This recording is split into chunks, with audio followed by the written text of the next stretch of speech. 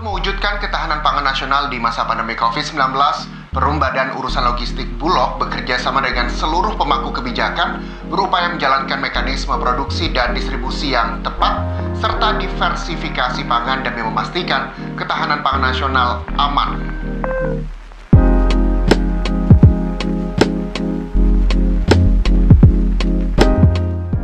Halo semuanya, perkenalkan, kami dari kelompok 5 dengan saya, Bella Cantika Putri Manulang. Dan saya, Oki Sakti Pangestu. Pada kesempatan kali ini, kami akan menjelaskan mengenai masalah yang berkaitan dengan ketahanan dan kerawanan pangan yang bersumber dari faktor lingkungan. Selamat menyaksikan.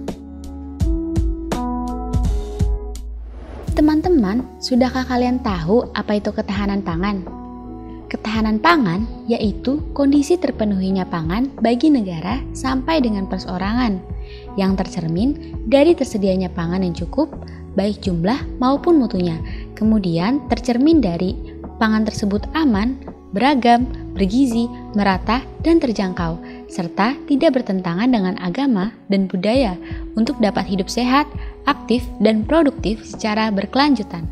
Selain itu, perlu teman-teman ketahui bahwa ketahanan pangan memiliki sistem yang terdiri dari 3 subsistem, yaitu ketersediaan, keterjangkauan, dan pemanfaatan pangan. Kemudian, terdapat 6 parameter yang dapat dipakai untuk mengukur kinerja ketahanan pangan.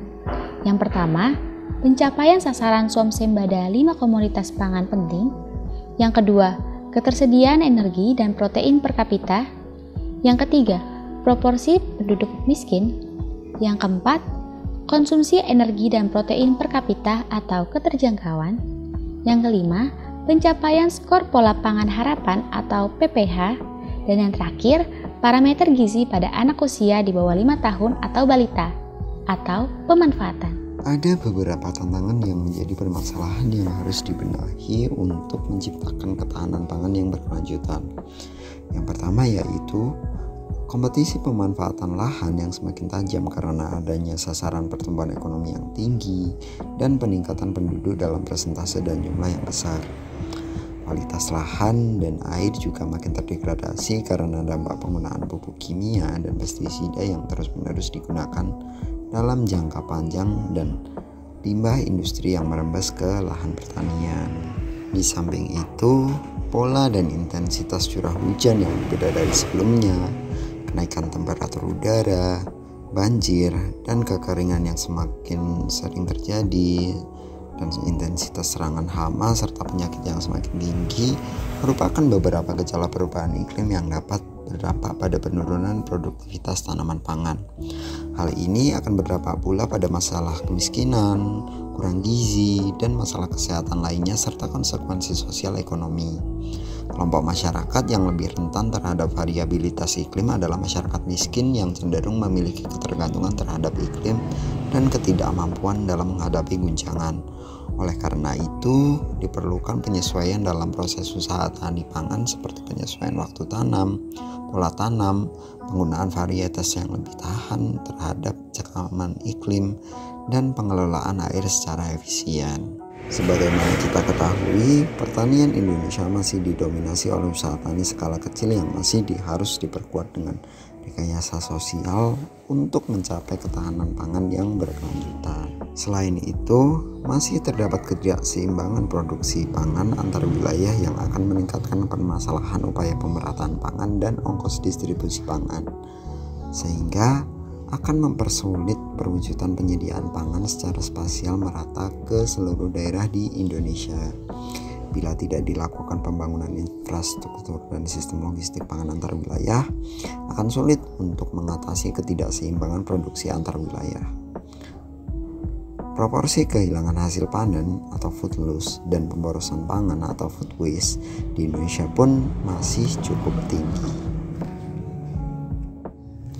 Dampak yang ditimbulkan dari rawan pangan yaitu munculnya rawan gizi.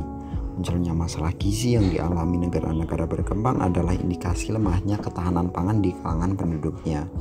Selain itu, pendapatan yang rendah mengakibatkan masyarakat tidak bisa mengakses makanan yang dapat memenuhi kebutuhan gizi. Dampaknya, kekurangan gizi mengancam anak-anak balita yang merupakan kelompok rawan atau vulnerable group. Untuk mengatasi permasalahan beserta dampak tersebut, dibutuhkan strategi untuk membangun ketahanan pangan di Indonesia. Strategi yang digunakan antara lain optimalisasi penyediaan pangan dari produksi domestik dan cadangan pangan nasional. Apabila kedua sumber itu tidak dapat memenuhi kebutuhan, maka dapat dilakukan skema impor pangan dengan jumlah sesuai kebutuhan atau yang tertera dalam UU Pangan pasal 14 dan 15 dengan catatan tidak mengganggu pasar pangan domestik. Kemudian strategi selanjutnya yaitu memberdayakan usaha pangan skala kecil yang menjadi ciri dominan pada ekonomi pertanian Indonesia dengan cara menyelaraskan atau mengintegrasikan aktivitas usaha pangan skala kecil ke dalam rantai pasok pangan atau food supply chain dan menghimpun usaha tani skala kecil hingga mencapai skala ekonomi dengan menerapkan rekayasa sosial ekonomi seperti corporate farming dan contract farming dalam satu luasan skala tertentu. Lalu strategi selanjutnya yaitu mempercepat diseminasi teknologi dan meningkatkan kapasitas petani dalam mengadopsi teknologi tepat guna untuk peningkatan produktivitas tanaman dan efisiensi usaha. Kemudian strategi selanjutnya yaitu mempromosikan pengurangan kehilangan pangan melalui pemanfaatan teknologi penanganan, pengolahan, dan distribusi pangan. Pemanfaatan teknologi diperlukan agar kerja petani dapat efektif dan efisien dalam pengelolaan pertanian, dari penanaman sampai distribusi pangan. Kemudian, dapat dilakukan promosi untuk mengurangi pemborosan pangan secara sistematis dan masif kepada seluruh elemen masyarakat melalui pendekatan sosial. Untuk menangani masalah pemanfaatan pangan, juga dibutuhkan strategi yang berbeda, yaitu mempromosikan jenis makanan yang beraneka ragam sesuai potensi sumber daya lokal yang dimiliki, namun tetap sesuai dengan pola konsumsi B2SA atau makanan beragam, bergizi, seimbang, dan aman. Selain itu, perbaikan status gizi masyarakat dapat dilakukan melalui fortifikasi penyediaan pangan yang dikonsumsi oleh sebagian besar masyarakat. Strategi terakhir yaitu menjamin bahwa makanan yang diedarkan ke masyarakat sudah aman, higienis, berkualitas, bergizi, serta tidak bertentangan dengan agama, keyakinan, dan budaya masyarakat itu sendiri.